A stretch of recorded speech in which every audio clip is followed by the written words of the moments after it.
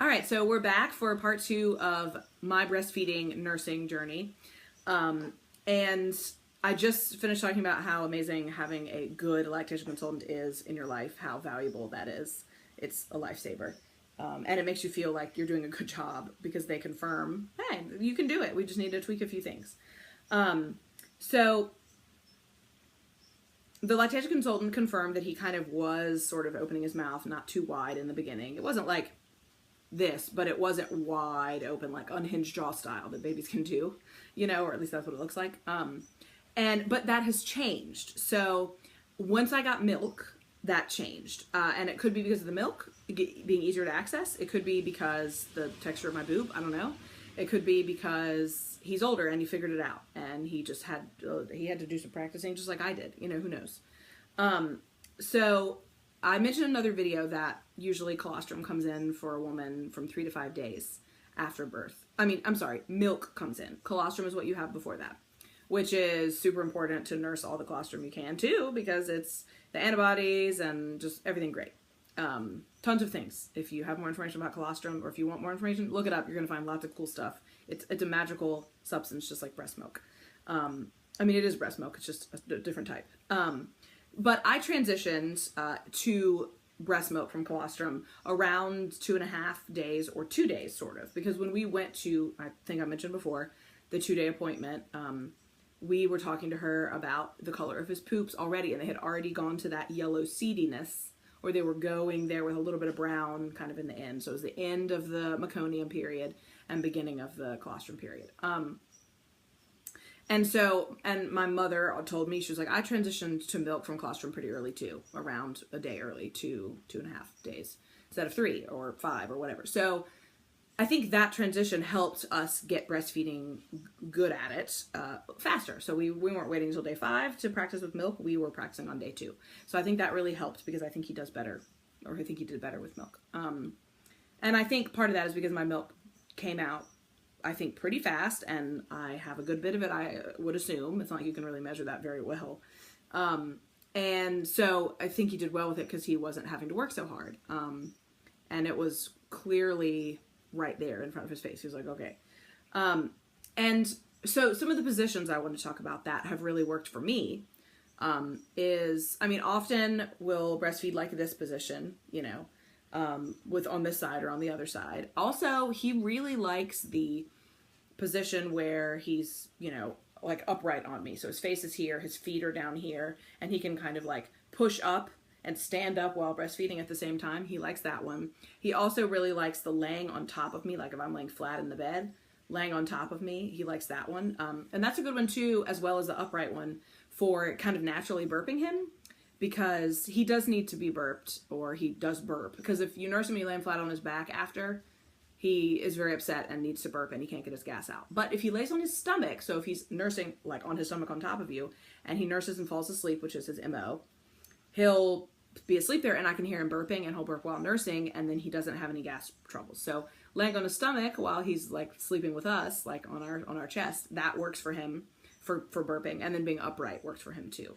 So sometimes I'll just have him sleep on me upright after nursing because he falls asleep, and then I can transition him into like a bassinet kind of thing to get some stuff done, and he's already out and the gas is gone and he is good. So I haven't really done the football hold. I think I tried it once during the period in the beginning when it was really tough, and I don't remember if it worked any better or not. But he has been really good with the different positions, and he's been in this position a lot while mobile, like moving around. So, oh, we're gonna go outside. Oh, I'm gonna put up dishes. Oh, I need to hold you with one hand, so you're kind of flopping around, except his head, like his feet are like, whoa. But he doesn't care. He just keeps nursing and he's fine. So also what he tends to do is nurse from one boob. And I sort of helped him do it that way in the beginning because he doesn't nurse for very long. A lot of people say their babies nurse for like 45 minutes, an hour in the beginning, but a lot of people say they don't. And he nurses for like 5 to 10 minutes, kind of max, except the last 2 days.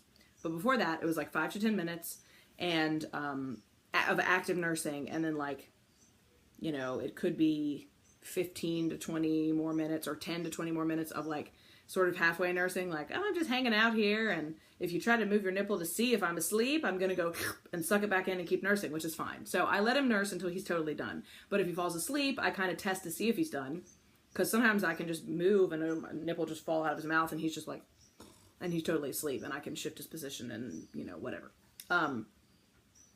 But he nurses from one boob and then falls asleep. And if you try, because the pediatrician was like, oh, I want him to be a good nurser, even though he's gaining weight and he's great, and his poops are fantastic. They're like bright yellow, orange, and seedy, and especially now they're like extra a lot, and he pees tons. So he's definitely getting enough food, and he doesn't act upset in general, except when he's hungry. So the pediatrician was like, I want to make sure that he's, you know, being an efficient nurser and not like wasting his own time and your time. And I don't think that that's even a thing now for me personally. At first I was like, oh, that makes sense. And her advice was, oh, try to keep him awake when he nurses so he keeps nursing, or you can switch him to the other boob to wake him up more.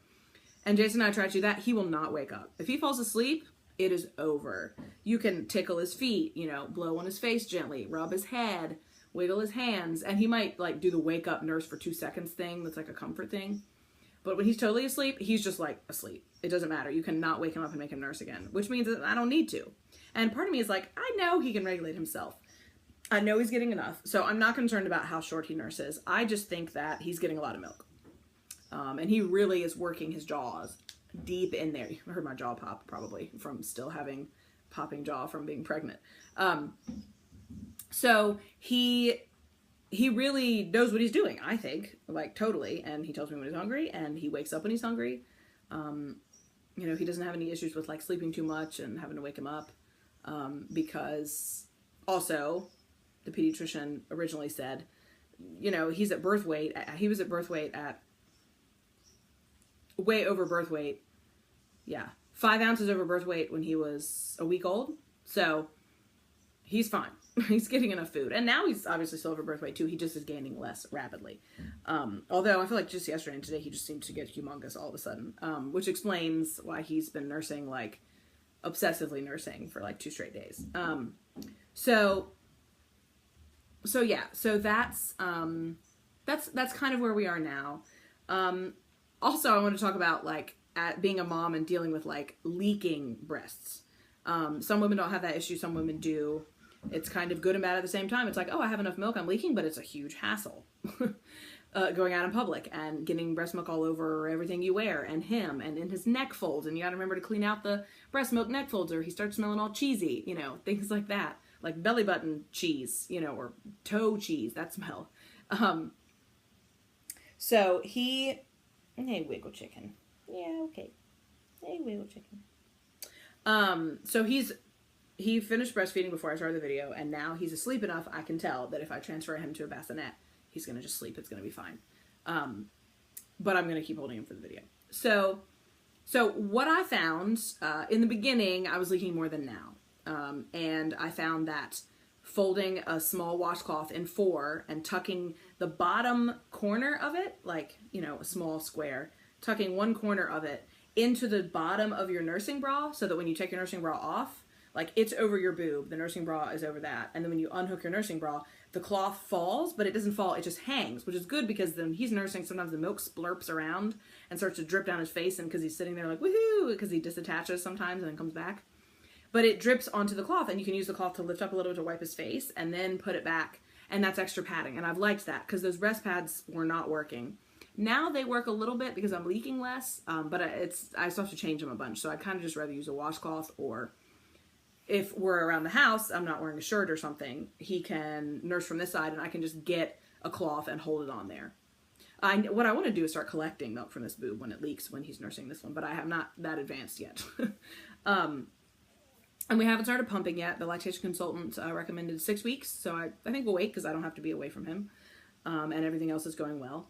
So my advice, yeah, with the leaking was that my friend told me like to wear dark shirts with patterns for 6 months or more. I think she said she leaked until her son was at least 8 months old.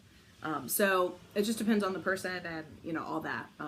So I'm still trying to navigate that a little bit because I've not been in public a ton, but what I've been in public, I feel like I'm getting better at dealing with that and understanding how to do it. And yeah, so I mentioned that he doesn't nurse that long. I think he's already just really efficient, and that's why he doesn't keep nursing. He'll go through periods. Sometimes we'll cluster feed, 20 minutes, 20 minutes, 20 minutes, and then sleep for a long time. But usually he doesn't, except the last few days. I think it's been a huge growth spurt, and he's nursed like so much more than like every 2 or 3 hours. And he's been awake enough afterwards to switch to the other boob, but just for like 2 minutes, and then he falls asleep.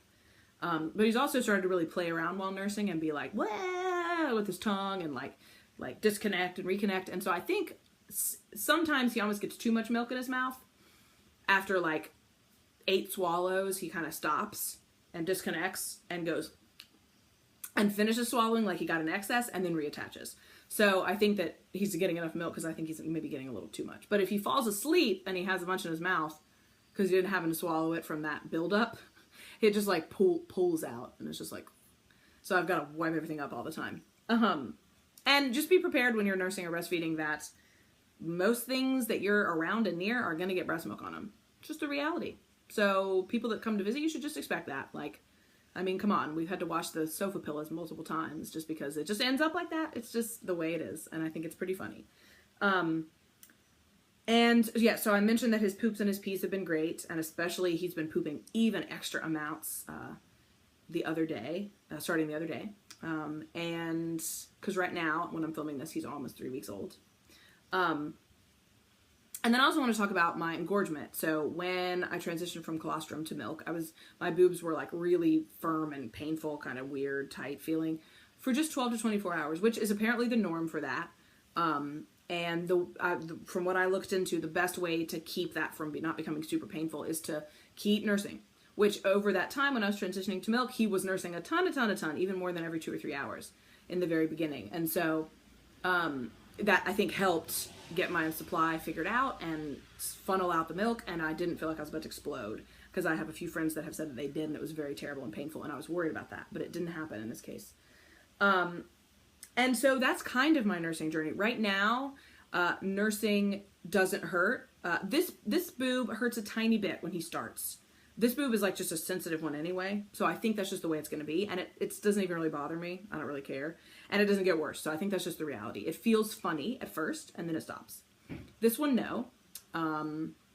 And also, too, when you start nursing, you start to realize like how different your nipples are from each other. Like this one, I think he can get to better. I think it's bigger or something, and this one isn't quite as much. And I think this one makes more milk, and it definitely leaks more. I mean, this one does leak a lot too, but more. So it's neat to just kind of learn more about your body that you would never know. Oh, another cool fact is my nipples turned really kind of gray-brown during pregnancy, and they used to be like a pinkish whatever. And he, like, from nursing after just the first 2 days, I feel like literally slurped off that gray-brown pigment on the part of my boob that he nurses, the middle part. So the outside is still that color, but the inside is like the old color again. And so I'm like, how did you like literally ate the pigment of my boob? Like, what? It's so bizarre. Like, that's really, I think, what happened. But he's a great nurser, and he really has a good time with it. And the funniest is when he's also got gas at the same time, and he gets upset, and he's trying to nurse and burp. So he's like head banging me and like, ah. But it's been a good journey, and I feel really happy. And I would say biggest advice would be find a lactation consultant, find support, get a good nursing pillow to start, and don't give up, because everybody has a different journey, and it's worth it, because you're giving your baby the most nutritious thing possible. So, you know, you don't give up. You can do it. Find a support network. Like Leche League breastfeeding meetings are great. I'm going to start going to those sometime soon, probably. So, thanks for watching. This is the last episode of My Birthway, and Uhtred says thanks for watching too, watching his journey growing. And we'll see you for Our Baby Way. Or, yeah, Our Baby Way. That's what I called it. Okay, bye.